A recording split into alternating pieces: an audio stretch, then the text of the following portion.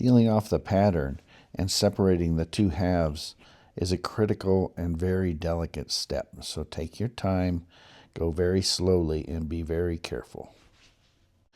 In peeling this off, I'm trying to do this one-handed for you here while holding the camera. But just go very, very slowly. It's going to come off pretty easily because of the shelf paper that we put on. But you want to make sure that you just go slow so you don't tear corners or points off. This is fragile at this point. You've made a lot of cuts in this piece of wood. So nice and slow, and just take your time. It's important that you do this.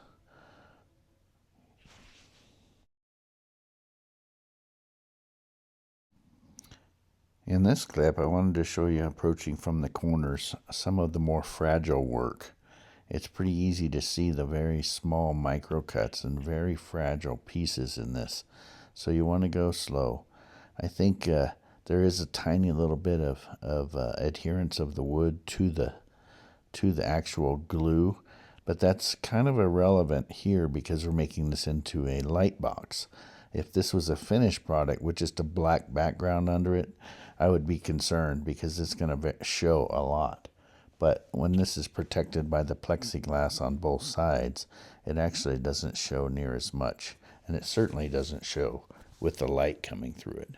So peel it off very, very slowly around those points, as you can see here. Okay, one last look as I finalize this, just very slowly. These are some of the more fragile pieces. You can see there, and I'm coming up on the very final piece of this. And this takes a little bit of time. I just piecemealed these video clips for you to kind of get an idea, but you can see it's really not difficult. It shouldn't be overly sticky.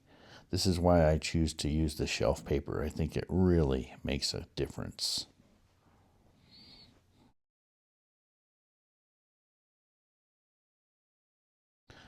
Okay, we have arrived at the point in time where we need to separate the two different pieces of wood.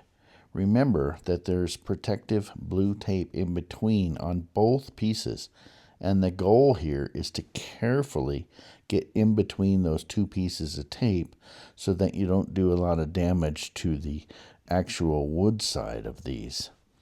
It's kind of important. I like to use these little orange plastic wedges. I got these as part of a molding kit for my car, just light repairs.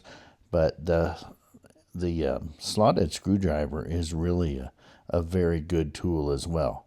So you're really just going to try and open it up very carefully with your wedge, and then use the screwdriver in a twisting motion to try and separate the edges all the way around. It's not easy. It takes a little bit of practice. Remember, this is only 1/8 inch Baltic birch plywood, so it's very fragile, but it's doable. I've done it a couple of times now. It works very well. I'm sure there's other ways to do this, but you can see I just slowly work my way around, and eventually you just replace the wedge and continue around until you separate the two halves. It's not easy, but patience is key here. This is not a short-term thing. This could take upwards of, an hour.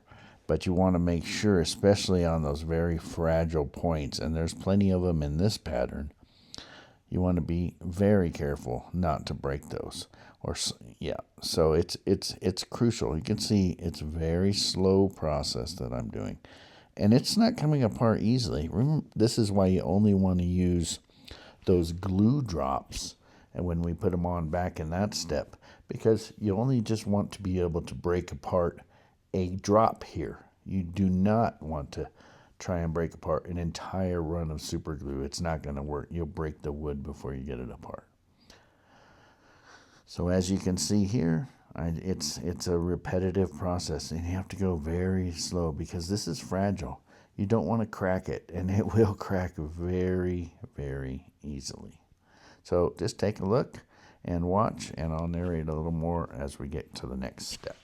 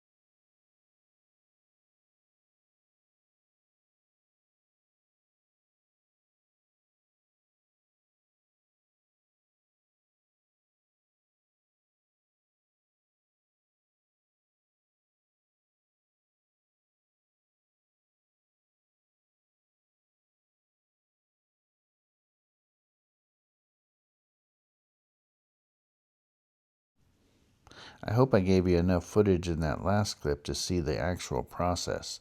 Now you can see that I have it opened up on the side pretty well, and I'm only just finishing up the very middle part now. So you can see I switched from a wedge to a straight plastic piece that I can insert further into the actual print to break it loose. This is critical so you have more landing surface, and you just slide it across and break them apart. You just be careful on this final little bit here. It's really important that you take your time. The center part is the most fragile. That's why we cut it first. And you can see here it's slowly working. I'm working that tape, and it will break apart here. You just have to be very careful. You don't want to break anything here. So just give it a little pressure. Now, and there it is. It has come apart, and you can see the tape underneath. And our next step here is really just going to be peeling off all of the tape and then taking a look and see what we got. So slowly, you want to take your time here as well, just like we did with the taking the pattern off. We want to take our time with the tape as well.